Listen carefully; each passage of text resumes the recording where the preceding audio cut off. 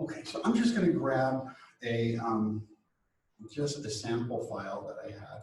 I'll open one that I've used maybe yesterday, for example. Once I get there we go, Google Drive. Okay, so I'm just going to go to Self Workshops and grab just a slideshow. This was one created in Google Drive, but well, let me just start. Let me do this. Let me just find something which is PowerPoint, just to see how easy that is. I probably should use one that I created. I guess I don't have many in this account.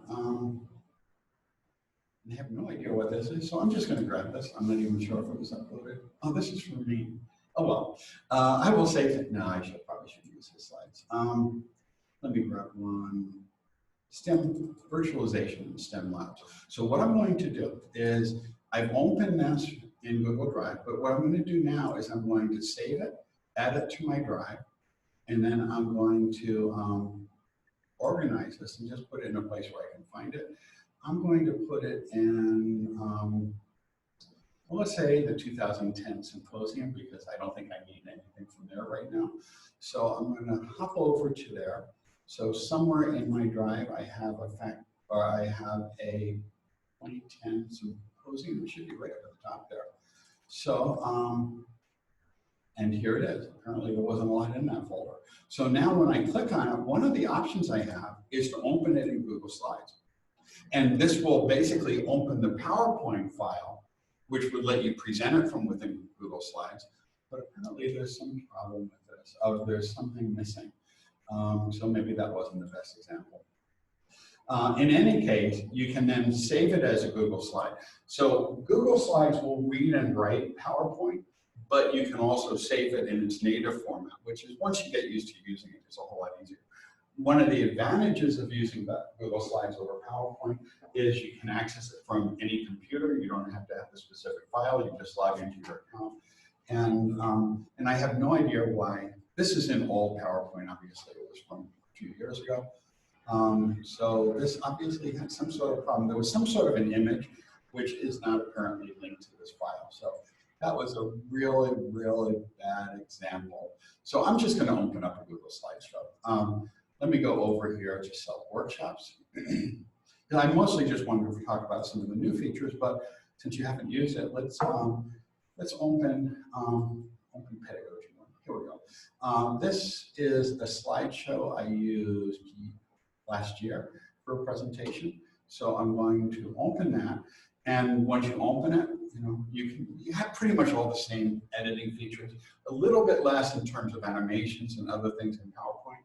But for most things, it works pretty simply, and it has different formats. So if you don't like this, was apparently one I made really plain, but you could then go in and you could edit the master, and you can change it, the format for the slideshow. In fact, we can just do that, and you can reapply it to all. So you've got much of the same capabilities. But what I wanted to show you is just a couple of things that make this really, really cool. PowerPoint, if they haven't already added it, had it in the beta release. I haven't checked recently. But what's really impressive with PowerPoint now is you can turn on captions. And that was the first thing I wanted to mention here. And now what happens is it just letterboxes your slides. And you notice it is putting in a transcript, or it's putting in a text-to-speech thing right at the bottom. And because it's Google, it's remarkably accurate. And if you notice, it will sometimes use the wrong word, but then when it sees it in context, it will go back and make the correction. So if, for example, I use the word there, it's not quite sure what I was going to do, but it could be they are going to someplace, or they're going to someplace, and you notice it automatically corrected, or it's their property, and it's going to correct for that based on the context around it. So it's kind of interesting to watch it work and to do things in real time. Now, This is really nice if you have an issue with some hearing impaired students, for example, or if you're doing a conference presentation where there's not a good microphone system, or if you're doing something over the web where some of the people listening might not have headphones and might be in a noisy place. We had a system where we were doing a web conference not too long ago where one of the people couldn't get their sound to work, that they just couldn't get audio. They probably had it going to a device that wasn't connected, but all we had to do is turn on this within Google Slides, and they were getting a real-time transcript at the bottom so they could follow along with the presentation. And that's, I think, a really cool feature. In class, I found it actually to be a little distraction. I tried doing it in a large class this fall, and the students were just so intrigued watching the words. They weren't really paying as much attention because I asked them, how do they react? They were impressed by it, but they found it more distracting than helpful. But it is an option, and if you're dealing with a presentation somewhere where there may be issues with hearing impairment for some of the participants, and you don't have a good microphone system, or there's no magnetic coils that work with hearing aids and so forth, this can be useful.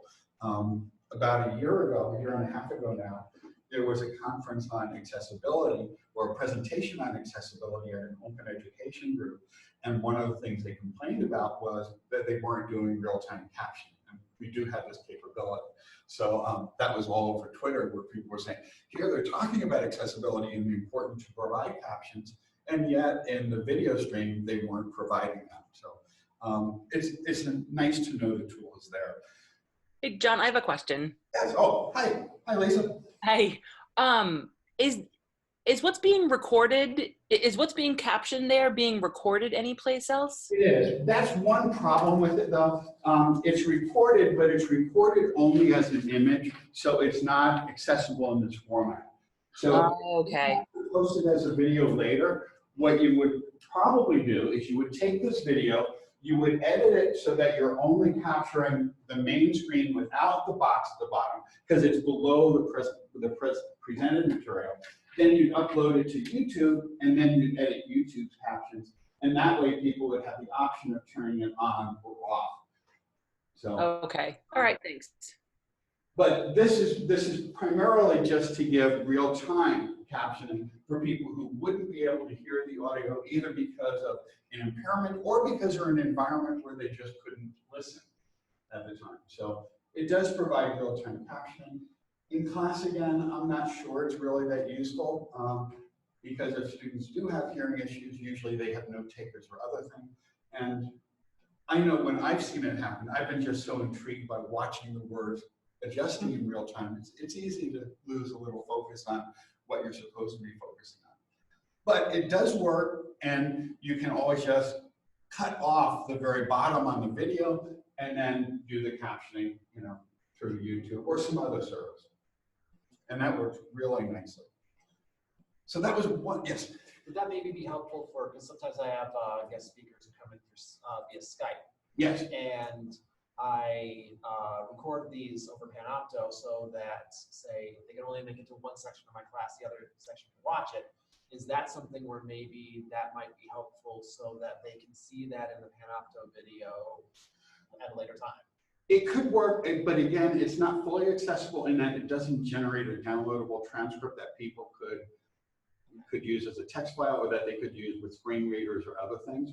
So, so a better strategy would be to save. You can extract from, if you go into Panopto, you can save the file, upload it to YouTube, let YouTube do the captioning, and then go in and make corrections in it, because it's about as accurate as this. So YouTube captioning is really good, and it's getting better all the time. Definitely, yeah. But it doesn't put in punctuation, it doesn't put in sentences, so you may want to do that, and some words it will get wrong.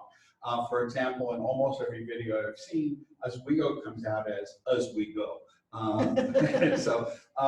But again, if you correct that while you're in YouTube, it's more likely that that won't happen in the future because they're continually updating their captioning. So Skype has this ability, or again, I'm not sure if it hasn't rolled, it's supposed to be rolled out sometime early this spring. I'm not sure if it's out for this winter. I'm not sure if it's out yet. It is out in the beta for people in the early release program.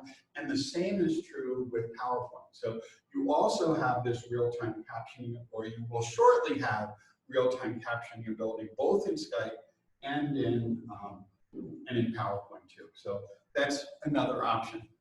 But a really cool thing about this, and this is something I haven't used that real-time captioning very much, other than just being really impressed with how well it works, is when you go to present one of these things, if instead of just clicking on present, you click on this little download or this little down arrow here, and then if you click on presenter view, it opens up another screen. And one of the really nice things you can do in this presenter mode is you can, I did something wrong there, let me try that again. If you click on this in present, yeah, let me get back out of there.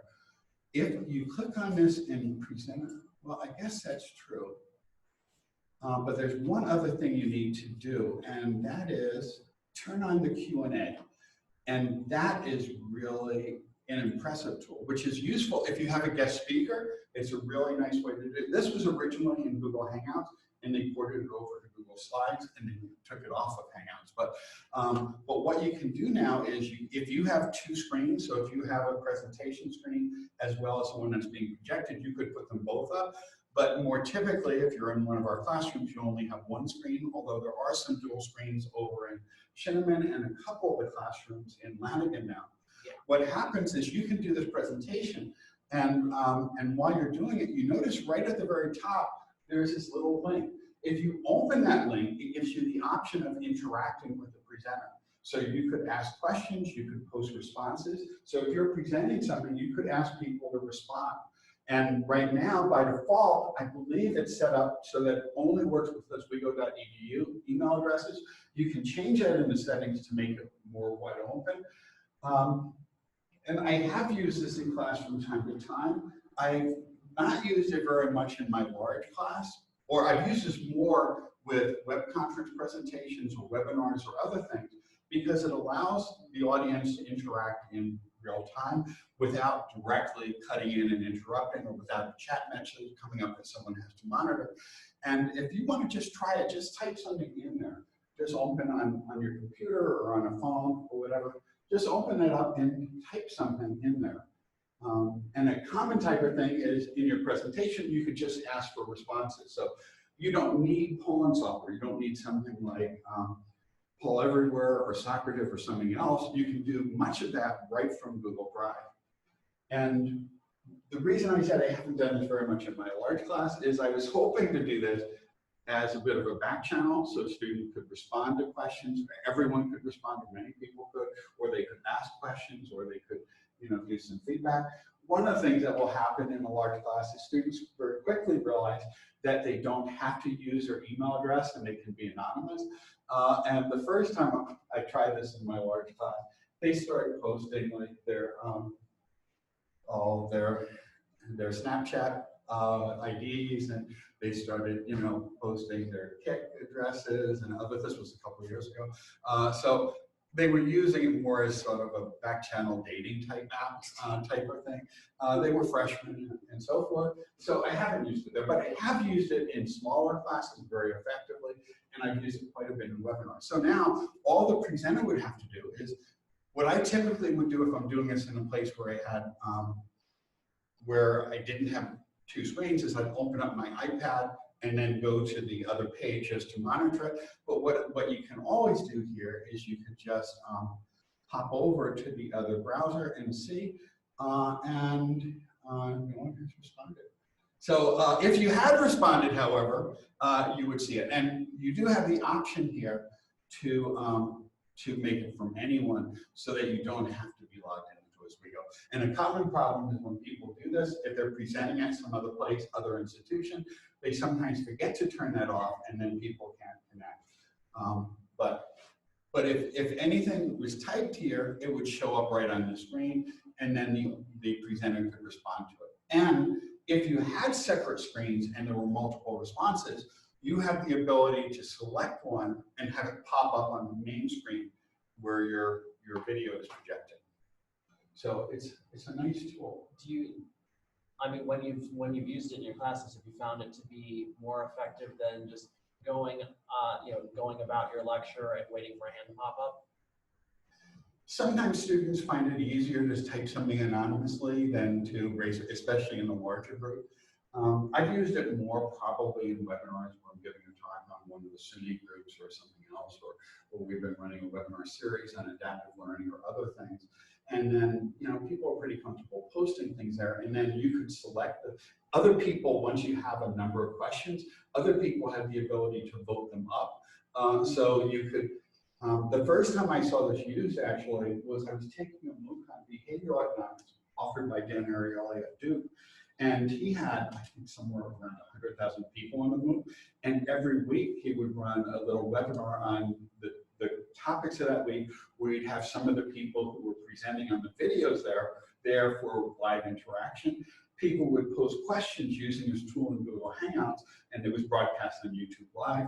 And people could then go in and they could post their questions, other people would vote them up, and then they'd address, after the initial introductions, they'd address the questions that were voted up by the most people so that they could, they could do that. And again, that could be really nice if you have a guest speaker coming in, at least for those who are in real time, maybe not as much for the people later, but it's a really nice tool.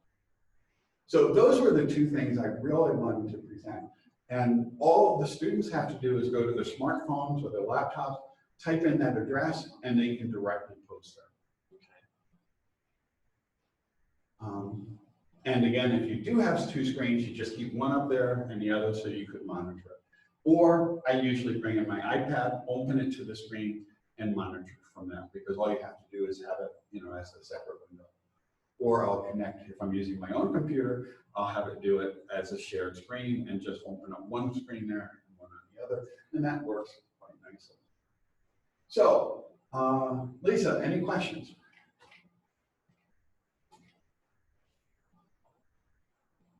Sorry, I had to unmute myself. No, I don't think so. This was interesting. I don't really use Google Slides all that much. Now, a use case for Google Slides is if you have students doing presentations, Google Slides is an ideal way of doing it because they can all interact in it in real time. They can collaborate, whether they're in the same room or separately. They can edit it together. If they open up a Google chat on the site, either a text chat or if they do a Google Hangout, they can be talking about it while they're in different areas and contributing to the slides and giving feedback to each other and monitoring and seeing what the other people are doing in real time. And that gives them an awful lot of power. And students have found it really, really useful to be able to do that. And one thing I do in my capstone course is I have students present in small groups every week. I just create a folder. They create PowerPoint slides or Google Slides in there, and they work on them jointly. And then we open the folder when they're presenting and just click on them and load them. There's nothing where people have to bring up their USB drives. And also, because they're going to be tested on this later in the course, they have access to all the slide presentations that all of the groups have used in presenting the content. So it's a really nice way of organizing the information. It's really easy to use, and you can do it from any device, including a smartphone even. That might be better than having them all in a repository at Blackboard. It's just having it as a shared folder that the class has access to. You just go into your Blackboard or into either MyOsWeGo or Blackboard, download the email address of the students, and share the whole folder with them. So, and once they have that, you can create subfolders for each group of things you're doing and give all the students direct access to it. So from students' standpoints, Google Slides are really invaluable, and it's free and it's easy to use, and it's something that they'll be able to take with them after they leave here without having to pay anything for it. So there's a lot to be said for that. Can I guarded the computer upstairs until we can say that I don't want to mess it up? Okay, so any last questions? Okay, well, thank you. I'm sorry there wasn't quite as much content in this one, but just wanted to show some really cool tools in there, which is impressive. I find it impressive. Yeah,